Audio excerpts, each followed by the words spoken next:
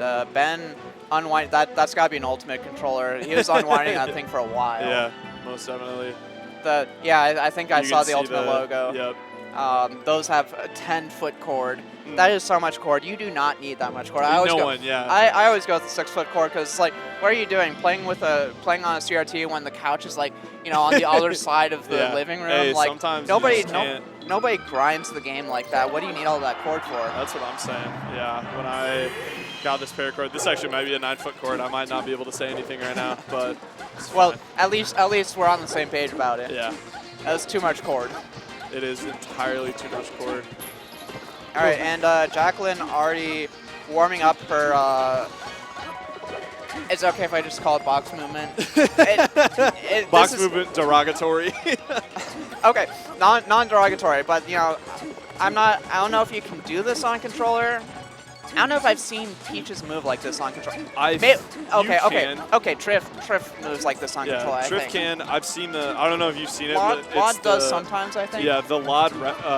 Shield pressure on Hungry Box. And then it breaks the shield, and Hungry Box dies. Yeah. And it's just like, I forget what he said. Hungry Box does some fantastic crash outs. There was another crash out recently where Hungry Box lost to a Steve, and he goes on this like Shakespearean level crash out that is just like feels like poetry. Like, Hungry Box is like the Shakespearean figure where he has like great moments and then he has like tragic moments. Right. And it's like there's like no in between because nobody cares about like anything other than the greats or the tragic moments of Hungry Box. 100%. Yeah. He's a beautiful mind, truly. He's a visionary. You have to watch that crash out. I will, yeah. I'm sure it'll come across my feed somewhere.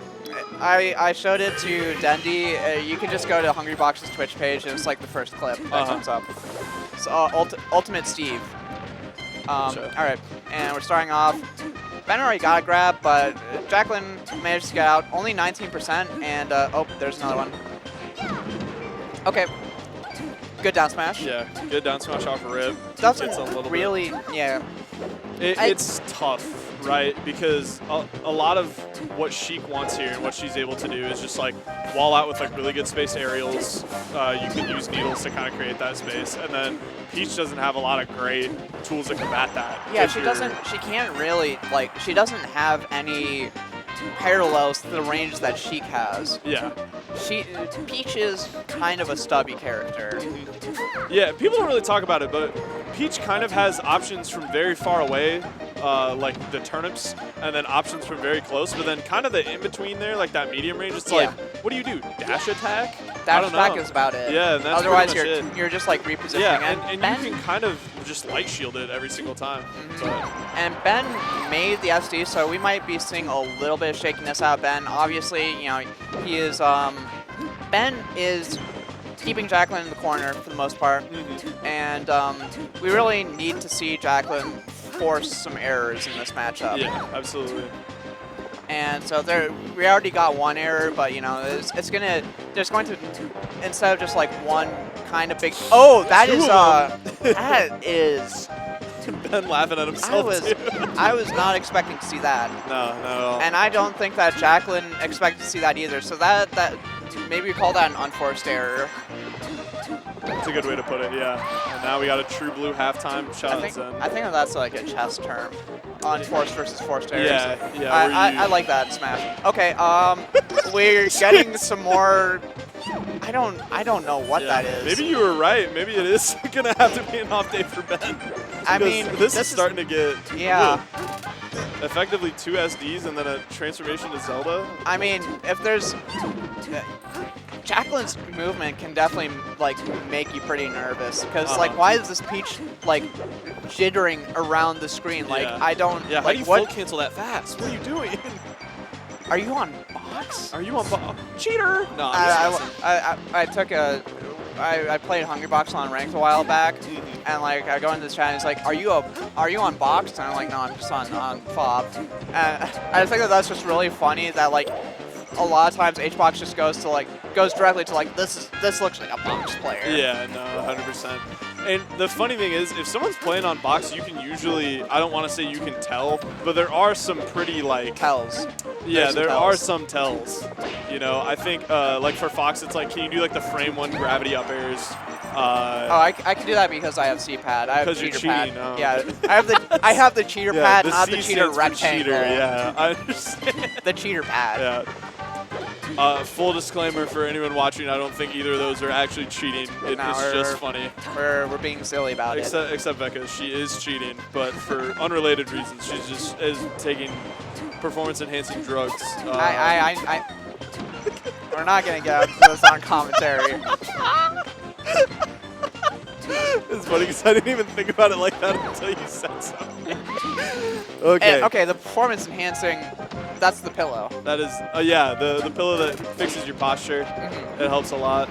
Zane is on something, you know. Yeah, everybody's talking about Cody is on Vyvanse, but nobody talks about Zane is on pillow. Yeah. Also, Cody's prescribed Vyvanse. I think he gets to take that. I think that's his prerogative. Yeah. You know? Does Zane have a doctor's note for that pillow? Yeah. Does he needs one? It's only fair, I think. In there. Okay, and after many unforced errors, this is looking like Jacklyn's game to lose right now. And nice. Jacklyn cleans it up. Jacklyn shaking her head, I assume because, like, you know, it's going through her head, like, you know, I can't rely on Ben making those same mistakes to close the set out. Like, it has to get more solid from there. Yeah, no, I completely agree. Like, you can't count on Ben throwing away 2 stocks randomly. Yeah, essentially just SDing 2 times. And that is a lot of damage. That is crazy. Oh my gosh, yeah. And then essentially just transformation into Zelda. And, oh my gosh! It's looking rough. I mean, there's just, you know, I might not be looking closely enough to see, like, you know, more mistakes, but there are some very plain mistakes to see here. No, for sure. It's been a lot of just a little bit of overextension on some aerials there. Jacklyn getting, I don't want to say lucky on a lot of punishes, but like kind of is. There has been some luck in this. Yeah, for sure. And, you know, it does take a skilled player to capitalize on good luck. Like, if you can close this kind of disparity in the matchup and in the presumed level of skill, you know, taking advantage of all that luck to win, then that is something that does take skill. Yeah. 100%. And Ben tying this up, I'm sure Ben's probably feeling the pressure right now. Yeah, and if anything, you're like frustrated and just kind of thinking to yourself like, wow, I brought it to last stock. It was that close even with the SDs and the unforced errors. Like, you can only imagine how the set would be going if, you know, he's playing clean, right? Oh, another big down smash. Yeah, not quite placing things right. Yeah. And Ben does look flustered, to say the least. Okay. That is genius. Love using the turnip there to recover better, but not quite enough. Yeah. It's just like, you really need to set up that unchallengeable space as Sheik, but it's like if you're just getting down smashed a lot, then Jacklyn feels very comfortable contesting it. Right. Yeah. And she has been a lot of this time already. Okay. And then good float mix-ups on her recovery so far as well. There's been a couple times where I'm like, surely she's dead here. Just at least gets hit again and just kind of floats back down. Early down smash. That, if you're Jacklyn, you're going to take that trade. That's more damage for you. Okay. Always trade when you're up. Yeah, always, always, always. It's a chess rule. Yeah, exactly. Okay. And then another chess rule is castle early and often. I don't know how that applies to Smash though. We could probably get there if we really thought about it, but I don't want to take the next 10 minutes on comms to brainstorm how that fits. That's a rabbit hole that will help nobody. Yeah, for sure. Okay, but we got a lot of percent on Ben right now. Nair will send pretty far. Ben is usually pretty comfortable being in the corner, but you know, it's a little bit different being in the corner against Peach because, you know, Peach very scary in the corner, and, you know, Ben does like to play these corner situations, but like not when you're down, not when you're at risk of like trying to get back on stage with like maybe an aerial and then you get down smash. Yeah. Ooh, fair is interesting. Okay. That will kill, yeah, for sure. Okay. So kind of what was a small lead for Jacklyn kind of goes away a little bit. Okay, now for sure is gone. This next stock is going to determine so much for the rest of the set. Yeah. I think. Good empty Because lane grab. Ben needs a drop of momentum in this, Yeah. and if he can get that momentum, it'll snowball. And Jacklyn right now is thinking like, I have gotten so much in this set, I need to run with it. Like if it slows down for even a moment, like I might not get it back. Yeah, and I mean, that edge guard was super solid. Oh, misses the float there. Okay, that could be big. This is a rough spot. Okay, that. Oh, okay. Fair won't kill. Oh, great needle. No double jump. Yeah. Okay, Good back recovery. on ledge. And Ben just missing with that forward air. Oh, yeah, Tournament winner. that's rough. That was going to be rough for whoever lost there. Yeah, this has been a swingy set for sure. This is with a lot clincher. Of, This is just tense for both of them. And we're going to FT obviously because Sheik has a lot of trouble getting down here. I'm interested to see how Jacklyn's going to close out kills on the stage because it feels like she's been racking up a lot of percent and then we're trying to rely on like an early nair mix-up to get that kill. Yeah, like she needs like those edge guard situations where like Ben just doesn't have a lot to work with. No, absolutely. And that is, yep. Yeah, not what Ben you want is, to see. yep. Ben is starting to clean it up. You know, he's saying like, that was a really close game. I really did not want to lose that, but now that I've won it, I can like rest a little bit more easily. Yeah. Okay, good grab. Oh, but misses the follow-up. Okay, and then Ben's kind of back to the range he wants to be at. Comfortable. Ooh. Okay, nice forward air. Put Ben in the corner there, but Jacklyn is I think like one of the problems of this high pressure play style is that like, you know, it is scary. It is scary to be in the corner against like a very high APM Sheik. Yeah. But like Jacklyn isn't always like looking for something necessarily. Sometimes she's just looking to get the buttons close to you. No, 100%. And, you know, it works out there. It's just something, it's just a style choice that like, you know, is advantageous at sometimes, disadvantageous at others. And I feel like, you know, it worked out for that stock, but I feel like some of these stocks you're going to want to wait for the Sheik to make the mistake rather than, you know, trying to force the buttons. Just send the buttons at them. Yeah, no, absolutely. I completely agree with that. And we're seeing a little bit more of that here. She was able to kind of get the damage up pretty quickly. Ben already at 87, but still like kind of struggling to just close out these stocks. Yeah, like what do you even get here? Because like now Ben is like, okay, I'm at high percent, so all I have to do, like a lot of these walling back airs and then like going into the corner with an air, like. Yeah. And then these, it's hard to get in there. Yeah, and if you're spacing fair as Sheik too here, no, like, no double jump. Yeah, nothing. I think just kind of unnecessary. That way. Yeah, that's not the way you want. Okay, just a solid, clean hit of nair. Just slapping Ben right in his face. Yeah. Right in the mouth. Right in the damn mouth, yeah. Right in the sucker. Sure. And then, Jacklyn kind of overextending on that, trying to get the regrab there, and still not fast enough to quite get into the corner where Ben is. And that is the one of the matchup defining confirms for this matchup. I think is that down throw up air. Yeah. Because like that is just such a consistent way to kill, and this character loves to grab. Yeah. Okay. Good weight on the ledge, but is it gonna matter? Oh. Yeah. The corner situations are working out so much better for Ben in this game. Yeah, I mean, Jacklyn's already at 86 and climbing.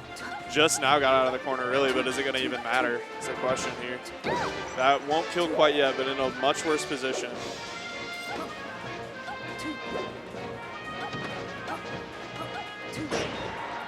Okay, there, but that's.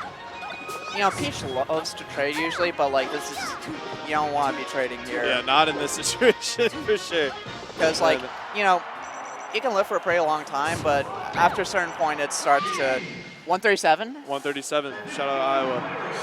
Jacklyn kind of laughing at herself there, knowing that risky bear was not what she should have been doing, and ends up dying for it. So now on her winner's game here. This will be. Okay, going back. I think it's the right choice. Unfortunately, you don't really have anything better. I'm sort of feeling like maybe FOD would be a better style pick. It's hard. It's hard either way, yeah. So And no float, no double jump? Wow. Oh, that is... There's 0% right now, 14. But yeah, that we were yikes. talking about the unforced errors from Ben the first game, and now we're seeing unforced errors from Jacklyn. Yeah. Just don't think she really needed to have that happen the way that it did. Yeah, Wow. unfortunately, that is the Oh no! Oh no!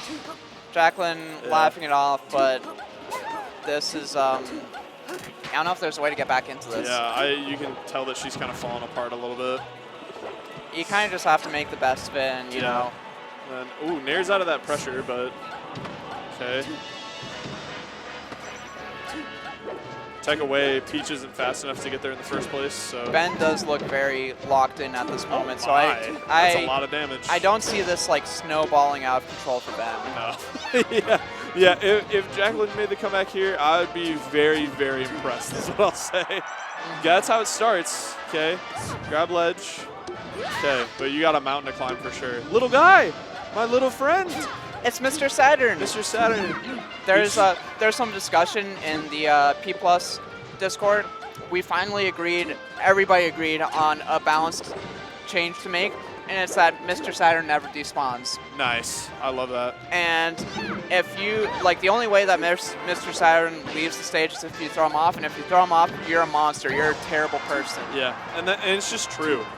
He disappeared there, but he would have still been on the stage, which is always good to see. That was unfortunately a blameless loss of Mr. Saturn. Yeah. But, you know, if we made Mr. Saturn just never despawn, there would be no blameless loss of Mr. Saturn. If Sakurai had a heart, he would have made it so that Mr. Saturn is always on the screen with me. He's my friend. He's so friend-shaped, just like Toad. Exactly. And, yeah, that is going to wrap it up. I'm going to go check in quick with PM and see what's going on over there. Awesome. If I don't have stuff to play, then I will be back over. Cool. I was also going to know. take a little break, so no worries. All right. Yeah, I'll be back on.